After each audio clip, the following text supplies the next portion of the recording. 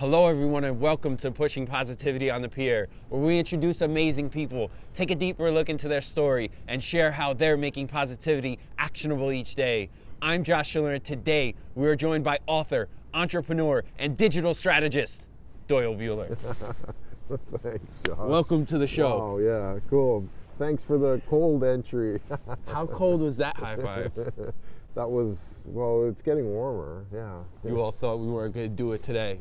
Yeah. Come on. But we're tough. Yep. Josh is tough. Yeah. Well, you're from Canada. I'm from Canada. I'm kind of used to some of it, but you lose you lose it after a while. You adapt back, so yeah. So you're in New York. Yeah. For a brief period. Don't you just love it here? Yeah, it's amazing. This cross breeze is just something special right now. It is, yeah. So you're not originally from New York? No.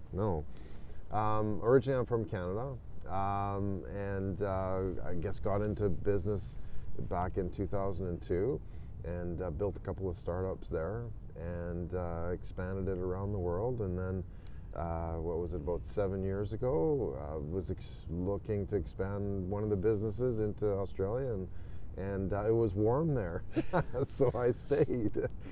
So before you became a global entrepreneur in warm weather, warm weather. Where does Doyle's story really start?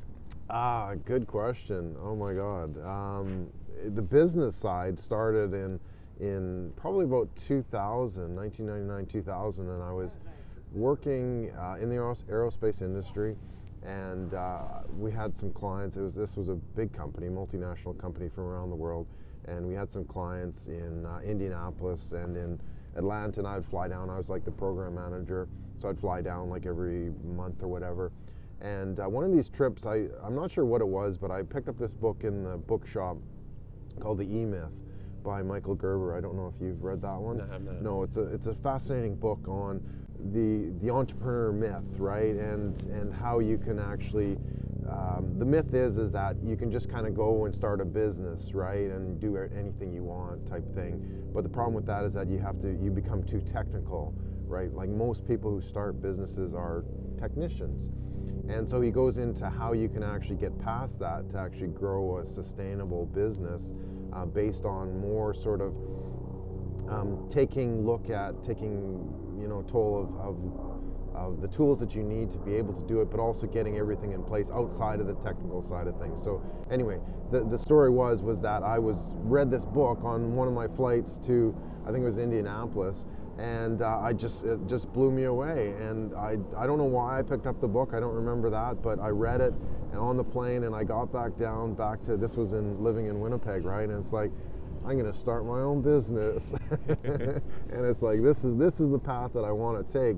So I went and I decided I might go do sort of the formal route. So I went and got my master's of business, worked on that for a couple of years, and then just through a matter of getting things started, connecting with a bunch of people in 2001, started my own business. So I was looking at sort of more of the technology side kind of thing, and that's kind of where I started. But I didn't start with just a business per se. Like, again, I wanted to avoid the technical side of it. I wanted to start more with filling a strategic type niche. So I looked at it from reverse, not just, hey, I want to produce this product or this service. I want to fill this trend, this idea of what the business was going to be about. And so I built it upon that first, and then decided, okay, these are the products that we made. So that's kind of where I started. So I don't know, does that help? Yeah, no, I think, that aha moment in terms of this one book, right? And it's like, we go through life and we have all these different events that happen, but it's this one book that essentially made you pivot in a whole new direction. Where as a kid growing up in Canada, was being an entrepreneur something that you envisioned, or you didn't want to be a professional hockey player? Well, I played hockey for a bit. I played in kind of the junior hockey leagues, the state type league and that sort of thing. So that was fun, but it wasn't kind of intellectually stimulating. And so I just kind of decided that, it was, my father did a lot of sort of entrepreneurial type projects and small businesses and that sort of thing. So that's probably where I picked it up. But at the same time, it was more so just defining, you know, who I was as an individual and what I felt that I could do. Like, yeah, maybe I have big aspirations of changing the world kind of thing, like a lot of entrepreneurs do. That's not just a millennial thing? No, it's not. It's a Gen X thing too. But it's really just, yeah, what can I do to make the world a better place, whether it's in business or, you know, in science or technology or whatever the case may be. And I decided, yeah, I can do something in business. So we get to that point where now we've had that aha moment, we've read the E-Myth, and now we've identified a need that you could possibly fill with your business. And this is right around the .com right, bubble, whole thing, 2001, right? So what was this business that you were setting out to change the world with? Well, that was an interesting thing because it, as I said, it was more sort of looking at the strategic niche where trends were heading and that sort of thing. And what we came up with, I had help from my brother back then. We looked at more of the strategic side, but it was looking at how do we actually build a business that's based on, you know, entertainment, mass customization, and personalization, right? Because back then, I mean, there still are very, very good trends, but it was sort of how do we actually build it from there. So we looked at, you know, mass customization. And when you say that, so again, on your show, very tactical, very digital, right? For anyone out there that may not understand what you mean by mass customization. Being able to customize to the consumer's needs on a massive scale, right? So anybody could go and anybody can customize what they want, the products that they wanted and that sort of thing. So again, that was sort of the vision. It's like, here's what we want to do. We want to be able to create a business that can create mass customization, personalization, and make it fun. How are you guys doing that? Using 3D printing for consumer products. Just back in 2001? Yeah, back in 2001. So the challenge was at that time that we were a little bit ahead of the game. It morphed into a little bit more of the personalization side things. How long was that initial business? The initial business, that was like 4 years.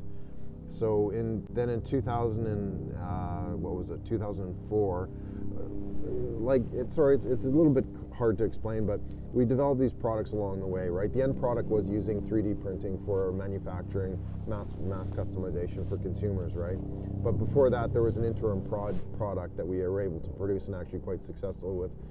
This is where we were able to design custom skins for portable electronics. So this was in the day, back in 2003, 2004, we designed like a complete Flash-based design studio online. So you could come onto the site, you could upload graphics and pictures and images and text and that sort of thing, and then we would manufacture the product around the world, and it would go to kind of the local, the country printer type thing, and then they would print them and distribute them in that area. So it was a pretty elaborate software. Pretty innovative for the time as well. Yeah, no, for sure. I mean, I was able to get like a nomination for one of the Canada's highest innovation awards back in 2007, I think it was. But that business actually continued on further, and we became one of the top 40 fastest growing companies in Canada, and then the fastest growing in the state. As well, so you get a high five for that. Thanks. But yeah, it's you know, as anything, it's creating a business is a big challenge. Like it's one of the hardest things I've ever done. So we've built this successful business, this innovative business. We've started disrupting even before we started talking about disruption. Maybe what were the next steps? I mean, you're seeing some level of success. Why didn't you just continue that? Well, there was the GFC actually affected us quite dramatically. It was more a matter of how global financial crisis. And we had customers from around the world, and we had grown it fairly big. And the reason why we could was we had large-scale customers. But when the GFC hit, like any sort of extra marketing was just shut down. So non-essential. But it's kind of interesting because that's really when you need to market and promote more too, because that's when people sort of say, well, I'm not going to spend unless you give me extra value. Sure. And that's what really, in this day and age, that's what really it comes down to. I'm just going back a little bit, just a little story too that might sort of set the stage as well. Is going down this entrepreneurial path too, I didn't want to do something that was just sort of selling. Like one of the earlier versions of the business was actually testing in shopping centers, right? So we'd set up a little kiosk, have a little where we'd create these customized skins and that sort of thing. And you're set up and it's Christmas time, right? And you've got all these thousands of people and doing some good business and that sort of thing. And I'm looking beside me, like they stack you in a row along the mall kind of thing. And we did that like to test the market to see, okay, is this a good product or not, one of the earlier stages. But beside me was this one fellow, and he did a phenomenal business, right? Like he was selling like those gliders that you'd throw up and they'd turn around, and this was like come back to you. Yeah, they come back to you. It's pretty cool, right? Like it's a cool product. But I was looking at that going, that's good, but is that really going to change things? Is that really going to make a difference selling some little gizmos or gadgets or that sort of thing? And it's like, no. No offense to you, glider guy. Yeah, no offense. But to me, that's kind of why, that was the exciting part, right? Is that we were doing something new, something innovative, something different that nobody else was doing. And so that was really important in terms of how do I actually make this work. So get through the GFC. Yeah. Right? Yeah. You weather the storm essentially. Well, yeah, barely, but yeah. Was this a time to pivot for you? Just slightly after was the time. Like we hit the peak, and then things sort of fell apart pretty quickly because it was a consumer-based product. There was getting to be more competition, so we just basically closed the business. We had licensees in Europe and in Australia as well. Slightly after that, that wasn't exactly a few years after the start of GFC, but yeah. And then that's when I pivoted. So sold the license to a company. I sold the license to, or one of the licenses to a company in Australia. And that was sort of my first trip down there, and it's like, oh wow, this is nice. So that's what'd you like most about Australia? Well, you have the beautiful blue skies, but the temperature was a little bit warmer. Yeah. But honestly, the whole sense of, I'm gonna put a temperature on the screen right now. Right here. Ding. The temperature is one thing, but it's really weird. Like I kind of look back and go, well, what was the difference? And it just felt so unique and distinct that it's kind of like going to a new city, but at the same time it's like a completely different country. Like you look and the buildings were slightly different and the trees were slightly different, but you like couldn't quite put your finger on, well, what's different about it? It's like it looks almost the same, but there's that that 1% that's just, it's like different, and it's like that was, I think, what really kind of. Did you have a Vegemite sandwich? No, I still can't eat Vegemite. But Tim Tams I can. So what advice do you have for somebody who's maybe going through where maybe they're deciding where maybe they want to make a jump like this? Maybe not moving to Australia, right? What do you think was it that helped you make such a big transition at a point in your life where you had already been successful building a business, but now you were essentially restarting? Yeah. I think it was that personal sort of, those personal aspirations going back. It's like, well, why did I start a business in the first place? Why did I leave, a global business, 5,000, 10,000 people on staff kind of thing. It was just sort of that explorer mindset, I believe. I'm not really sure. I can't nail it down and say, yeah, this is definitively it. But for me, it's important to explore your surroundings and see what's around the world, and literally and figuratively as well, right? It's not just a matter of, it's important to know what's in your own backyard and what's in your own home, but what's, across the street and what's down the block and, what's, a couple miles away. Yeah, curiosity. So I believe I've got a high sense of curiosity and that sort of explorer mindset that translates into the business side of, okay, well, let's, see what we can do. Let's have a good go at it and see what the possibilities are. So we get to Australia. We've now essentially rebooted, restarted, hit the reset button. Yeah. What was life like at this point? It was quite rough, quite honestly, because I mean, I left a lot, right? Like I left family, I left friends, I left businesses, I left, but I had no real choice. It was a matter of how do you actually, how do you reset and how do you reboot? So yeah, it was the most difficult time of my life. So it was very challenging. It was harder than starting a business from scratch because you had so many other sort of balls that you're trying to juggle as well. So yeah, it was a very very challenging time. So now we've gotten to that point where a choice had to be made, right? Yeah, we were either going to go back to work for someone or we were going to start our own business. Yeah. What choice did you make? Well, the only reason I'm here is because I decided that entrepreneur kept boiling and toiling away. So yeah, it was a matter of how do I sort of reframe things? How do I put the pieces together to say here's what I can do? So obviously I had spent a lot of time in the digital space and the e-commerce space because that's what we were doing, and one of the biggest errors that I made during those startup businesses was that like we had some private financing and that sort of thing, so we were able to make a good go of it. We spent, or not spent, but we raised, $250,000, and it was a big business because software projects back then were like completely massive, right? Yep. So it was more a matter of how do we designed the software because we knew what we wanted the outcome to be, right? We wanted the customers to be able to design their own products online by themselves around the world. But then it came down to they built this fantastic software, but there's no real business to it.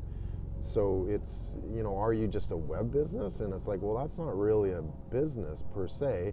And that's kind of where a lot of businesses today get caught up. And it's like, well, I've got a website, I must be a business, right? And they're not really.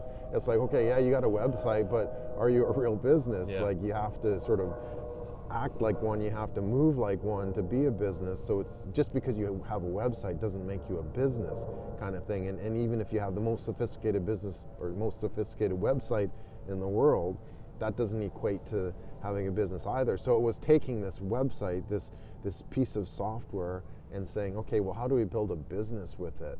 And to me, that's kind of where that shift came as well. It's like, okay, you could just create an e-commerce site and sell stuff again, but it's like if you want to do something different, you have to build a business with it.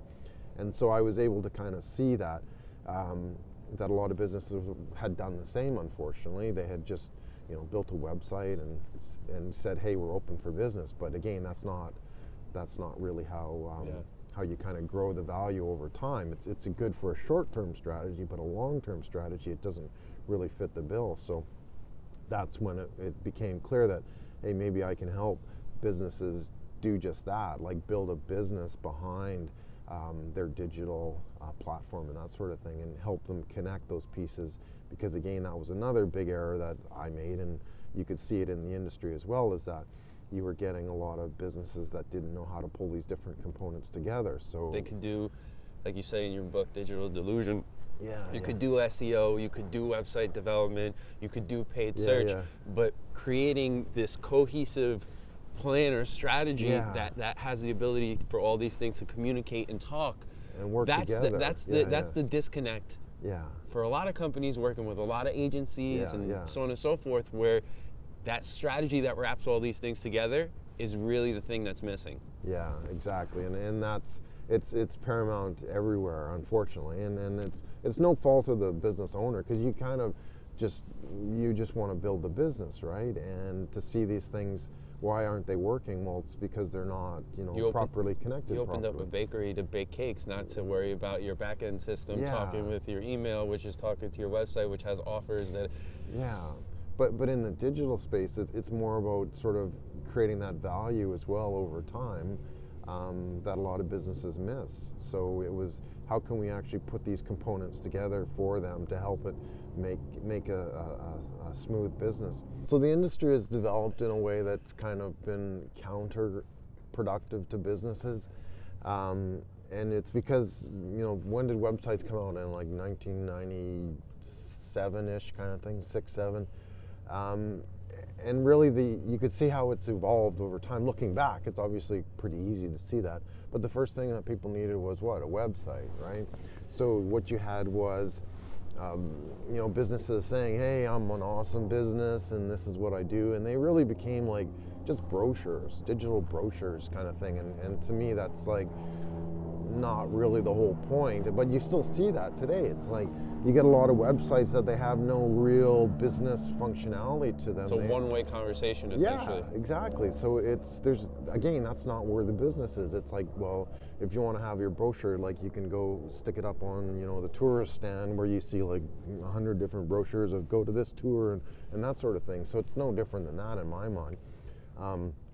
But you have to kind of evolve that process. And then what was next? Well, it's like, well, how do people actually find you? Well, that's SEO. The SEO, search engine optimization industry, arose because businesses had websites and they were brochure websites, and they were trying to be competitive with each other. The right word. Yeah, exactly. So again, it sort of looking back, it's like, well, was that really the right way to do it? Because now you have websites that are brochure websites, and you have this silo of SEO where everybody is saying, well, you need keywords and you need this and that, and it's like, well, okay, you need that for searching, but what else, right? Once they find you, then what, right? Where's the real value? And that's kind of where the challenge is helping businesses decide that the real value is not in the website, it's not in SEO, it's more in how do you actually deliver great value over time.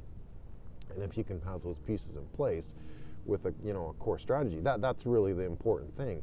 Otherwise, you are competing against that brochure rack of tour here and tour there kind of thing. So there's a huge disconnect, and that's kind of, again, the way the industry evolved, is that it's really, because it's completely new too, right? It's no fault of the businesses getting into this. It's just, you kind of have to take an outside look and say, well, how could we actually make this better?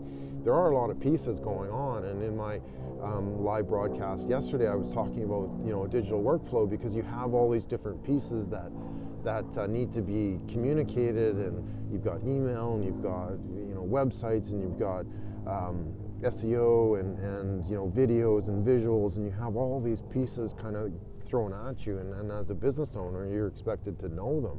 But the challenge is that there's a lot to know. So if you sort of decide, how do I make this whole process easier, it doesn't come down to SEO, it doesn't come down to content, it doesn't come down to social media.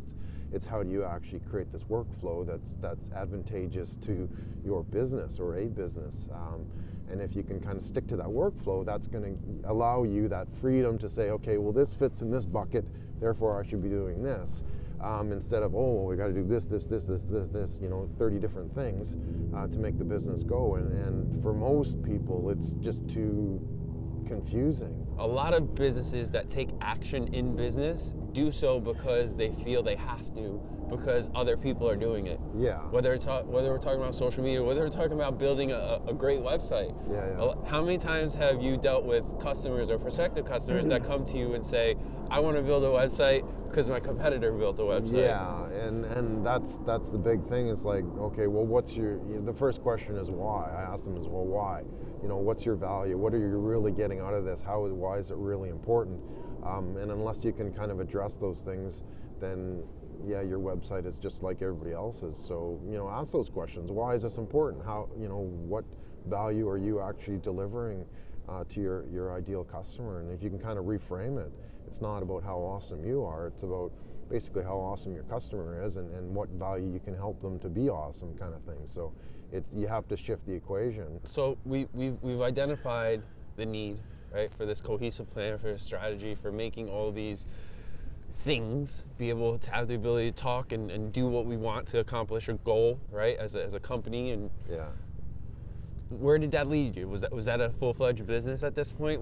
Did you open up a digital marketing agency? Yeah, well, it's been an evolution for me. It's how can you get in touch with people? How can you help them through those stages and that sort of thing? So, what is it? I mean, it can be anything you want, really. It's really a matter of how do you actually get the work done.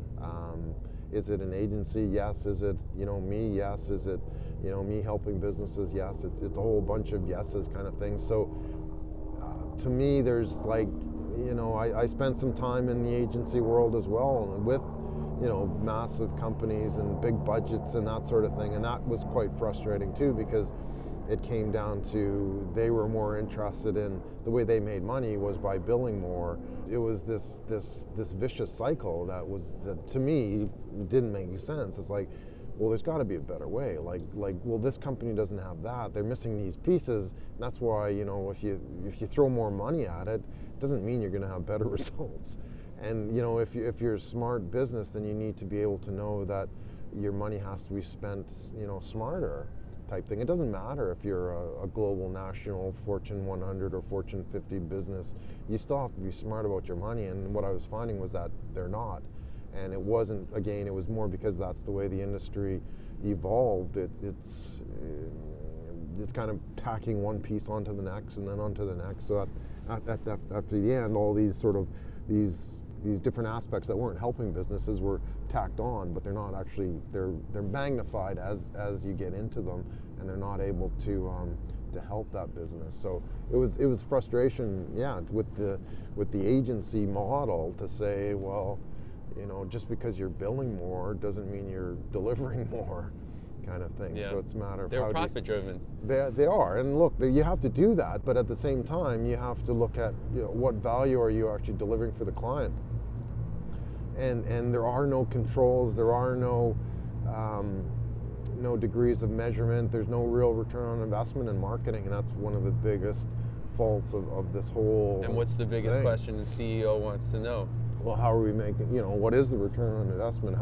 Is our money well spent? And it should be, right? Like, you can't just throw money at it. It's not going to solve the problem. You kind of have to diagnose what that problem is and see how you can fix it.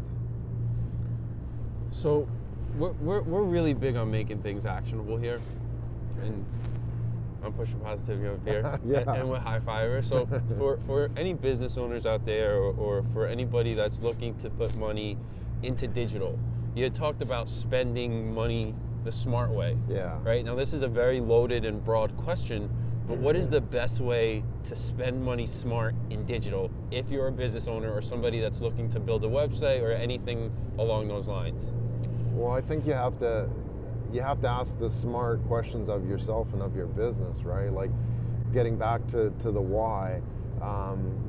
You need to know, you know, why are you doing this? What's in it for me? Who is my customer? You know, and get down to those specifics. And then you have to look at, how do I actually deliver my value over time? So a lot of businesses are very, again, you look at them, it's like, here's my business, I'm awesome, here, contact me if you want to spend your money, kind of thing. And it's like, well, you know, I say you're like one click away from your competitor, you're one click away from disaster. So what's your enemy as a website? The back button. Yeah, exactly.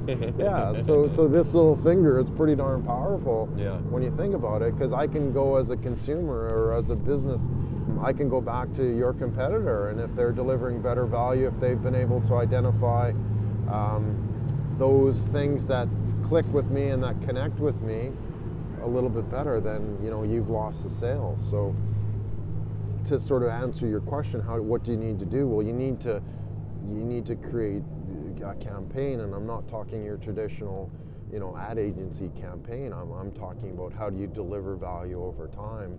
And if you can set up a campaign that reflects that value to your audience over time, then that's the key ingredient. There was a study done by Google. It's been a few years now, but it's called the 0 moment of truth, and they've adapted their theory as well. But what it comes down to is that in order for people to know, like, and trust you to do business, your customer needs to spend, you know, it's 7 hours and 11 touch points with you, and I think it's like 4 mediums or 4 channels with you, so 7, 11, and 4. So your customer, in order to make an action with you, to you know, lay down their credit card or whatever, it takes some time, and businesses don't understand that. They totally miss that. It's because people are researching, and you know, I was actually listening to your. Well, that's what it is. It's research too, right? I was listening to your podcast with Tim Hughes, the social selling guru. Yeah. And we could really call him a guru, because he is a guru when it comes to social selling. Yeah. And you know, there's plenty of research out there saying that in terms of when people buy, like 50 to 80% almost on some studies that he brought up, of the purchasing decision is already made before somebody actually reaches out to the salesperson. Yeah. And that's because, think about when you buy anything, what do? You go check the reviews. You ask a friend. You do your research, or you do your due diligence up front, as opposed to how it used to be, where the sales professional had all the information. They had everything that you needed in terms of information. They were the gatekeeper for the information. And now that information is readily available, that's where, like you're saying, people are going to do that research, and you need to make sure as a business owner, when they do that research, that you have something that will be of value to them. But I think even step before that is actually even figuring out what is valuable to who you're talking to, and who do you even want to influence. Yeah, exactly. And you have to make those connections before they get to you. Otherwise, you kind of, it becomes more random. Right? Like yes, there's a lot of competition, but yes, you can provide your value, and everybody can provide value too, but how do you actually connect that value? And that's where this whole idea of campaigns come in play. Is where when you say campaigns, what I mean is creating a specific sequence, a specific pathway for them to follow to provide value or extract value, however you want to look at it. So that's sort of the key part of this equation. Is it's not a transactional opportunity here, right? Again, as businesses, a lot of businesses think, well, I want them to get to my cash register, right? At the end of the day, but they're missing out the whole the whole fact of how do you get them there. It's not as easy, so you have to do it again over time, but you have to deliver this value over time. So you can do this. And what form does that value come in? Well, it comes into what makes you sort of a remarkable solution, or what value can you give to somebody to make sure that they identify. What if people are selling a commodity? Look, there are obviously instances where it just comes down to being there at the right time in the right place. But can you establish in those cases, if they're just a commodity, then how do you actually get them to come back, right? Again, moving from transactional to transformational requires that you provide that value along the way. So yes, I could be a little kiosk in the shopping center or whatever, but how do I get them back? Well, I give them a great experience, give them an opportunity to connect with me in the digital space. I give them an opportunity to learn more. I give them an opportunity to say, here's what you can actually do with your commodity, right? Instead of working it one way, you can work it another way, or use it in some recipes, or use it like this, or have you considered doing this? So you're providing a lot more value. Offering perspective. Yeah, right? Yeah, exactly. So it comes down to how do you actually deliver, again, to get those 7 hours, 11 touch points in 4 channels to that person before they're ready to make that decision. And it comes down to your content in a lot of cases, like what videos are you producing, what podcasts are you producing, where do people find you, how do they find you? So you're creating that comfort level to say that this is really important. So again, you're moving from that one-off, contact us, here's my website, here's my blog, to sort of a more continuous transformational type process. And the businesses that do that, they're the ones that are seeing success, right? The ones that are looking at it as, oh, I'm going to open up my shop and sell my stuff. Okay, great, you're going to sell stuff, but that's a very small percentage. That's like 3% of your total audience is actually ready to buy. If you can move them into that longer term value for a commodity or a service or a longer term product, that moves up to 67%. Wow. So can you imagine, like, what can you do with your business if you actually sat down and mapped it out to say, okay, these are the value points that my customer wants to go through, and this is where I want to bring them, this is how I'm going to take them there. Like, you've opened up your market by 67%. Like, what would that do to your business? Right? Huge. Yeah, because most of us are looking at that small sliver, and that's again one of the huge disconnects. We're looking at that small sliver of people who are going to go buy our stuff right now. And again, it's kind of because that's the way the industry has evolved, because we don't know any better, right? Isn't that what they're supposed to do? But yes, they are, but again, roll the picture back a little bit and see. And you can get up to like 67% of your whole audience. That's, if you can be there to provide that value over time, they're going to come to you when they're ready to buy. When they're ready, right? But that's the 7-11 touch points, and they get to know, like, and trust you, and they're not going to do that before. So all this insight that you've been able to gain over these years, from a digital perspective, you cut your teeth, you were an entrepreneur, you've built a business, you've moved around the world, and now you're also helping businesses, you're consulting, you're speaking. you're the test case. You're on all these different platforms. You have podcasts, you have digital shows, you have interview shows. At this point, right, you're the test case in terms of putting yourself out there, giving value, making sure you're all over the place when people need to be there, and you're the authority when it comes to all things digital, right? How did a book come? Like that? You just had to do that next? Was that the logical step? Yeah, I mean, that was sort of one of the a personal accomplishment that I was wanting to do. The name of the book? The Digital Delusion. What was the overall, I guess, takeaway from the book? That if you had to sum up the book in a few sentences, what would it be? I guess the main thing is to have a process, right? And I think that's the biggest part where I talk about this process, this methodology, or the framework, the digital leadership framework, because that's really what gives you that structure to make it a little bit easier, because you don't have to worry about all the little minutia. You can you obviously have to still get that stuff done, but you can kind of put it into more specific buckets, right? So it basically eases your mind to say, hey, I've got this organized.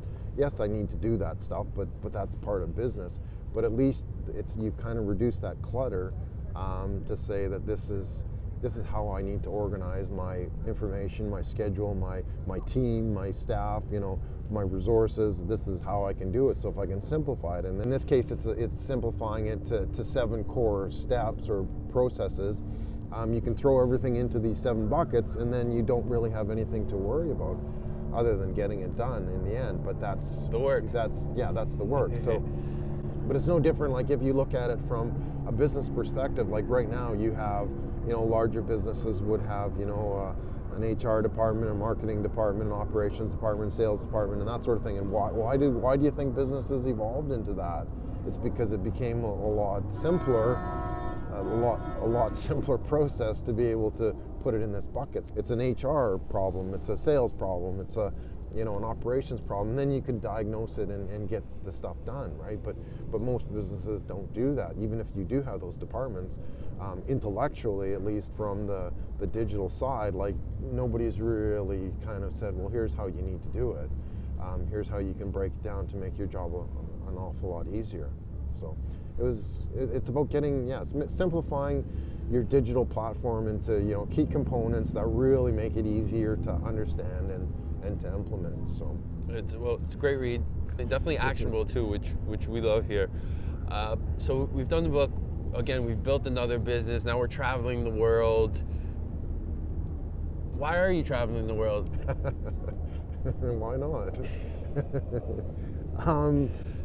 Is it for business, pleasure, a little bit of both? It's a little bit of everything. I mean, living in Australia is one thing, but I have family, in Canada too. So I want to make an effort to, get out and do things as well. But if you can kind of combine that with what you like to do and travel and that sort of thing, and help other people from your backyard to around the world, it's interesting. I mean, like I said earlier, meeting guys like yourself and people like you who are getting out there and hustling and getting things done as well. Like, to me, that's satisfying as well, because that says that, hey, it's not just my little world, it's not just my little bubble.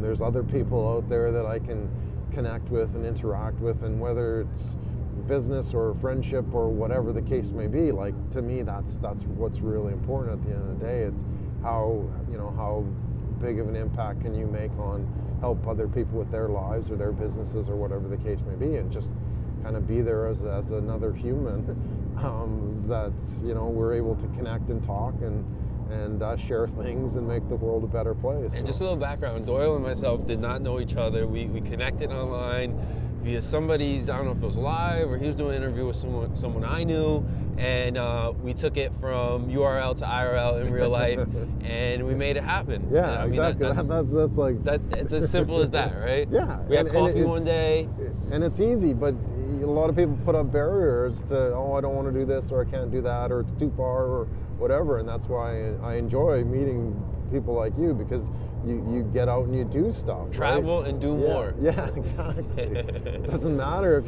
you decide to stay in your own city, that's perfectly fine, but get out and connect with people and meet them on social media, but meet them in real life as well to see what is it really like, and to me that's exciting. That's pretty cool. It is.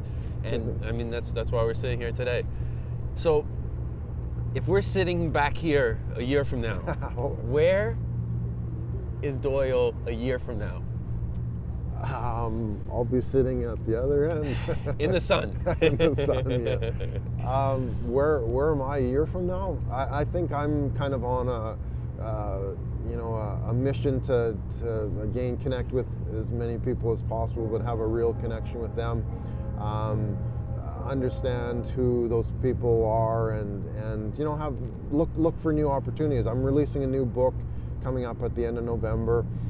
It's a follow-on from my original Digital Delusion. It's like more of a U.S. version, a U.S. Canada version, and yeah, just continuing to get out there and see what I can do and how I can change things. Back to the earlier point of, can I just sell stuff, or can I grow stuff? And I choose to kind of grow stuff and get out there and get stuff done. So yeah. New book. Check it out one more time. What's going to be new? It's called Breakthrough. Breakthrough. Yeah. Check it out. End of November. We'll put the links in the comments.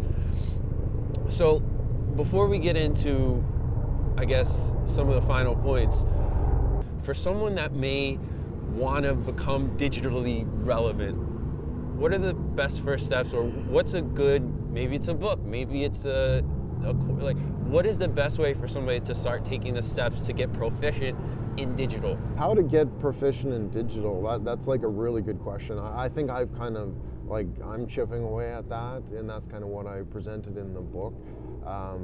But I think it's really important just to, again, go back to your strategy, right?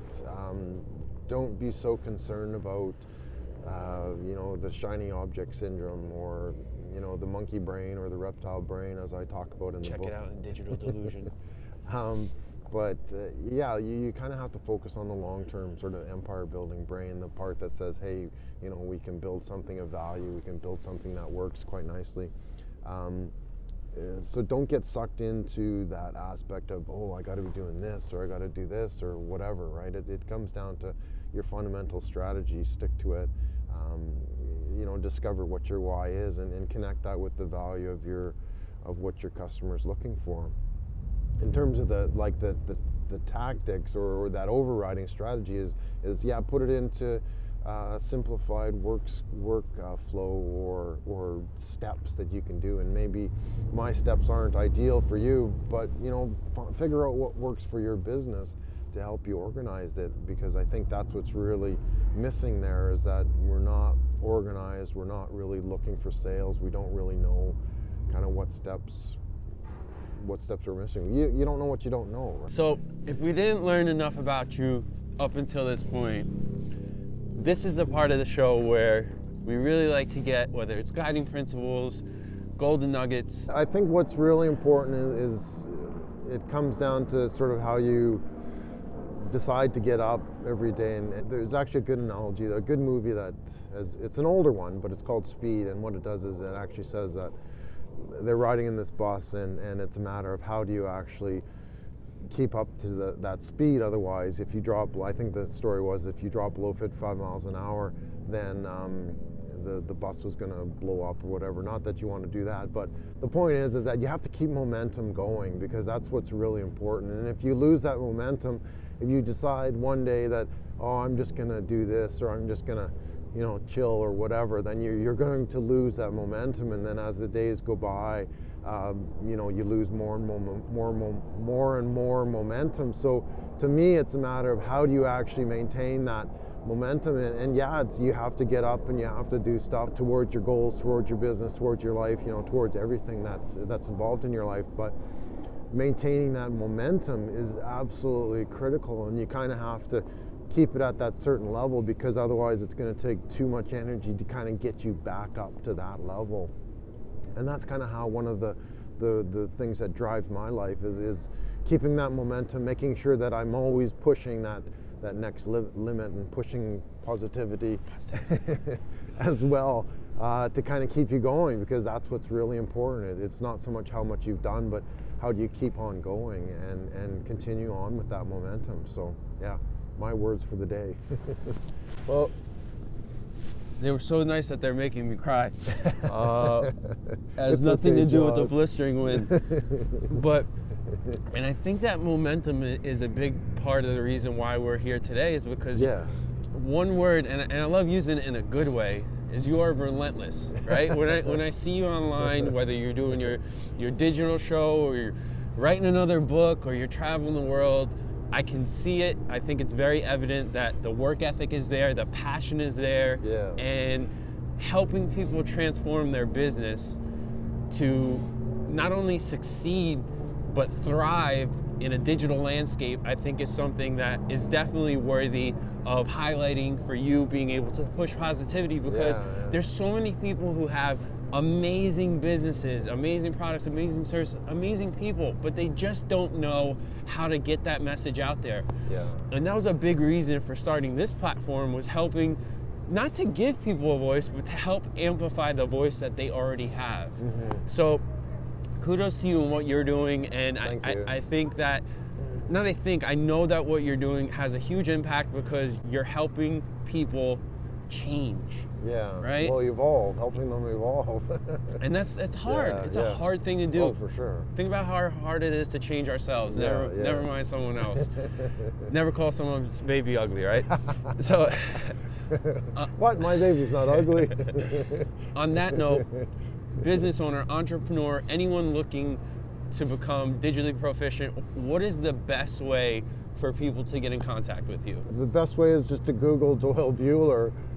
You'll put the spelling up there. But yeah, look, I'm everywhere pretty much. So Google my name, look on LinkedIn, on Facebook. Happy to be friends on Facebook, or connection on LinkedIn, or whatever the case may be. So yeah, just come out and hang out and watch and see if you can learn something, and yeah, how I might be able to help you as well. So the main thing is seeing what's out there, and what can work and what can't. So yeah.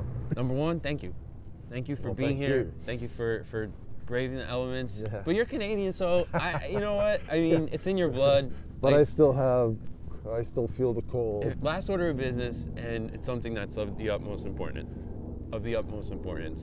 And that's one of these. Okay. High five. Thank you. At least we're like high-fiving with bare hands. You can feel it, right? Yeah, not with gloves. What's the sound of high five with gloves? What is it? Poof.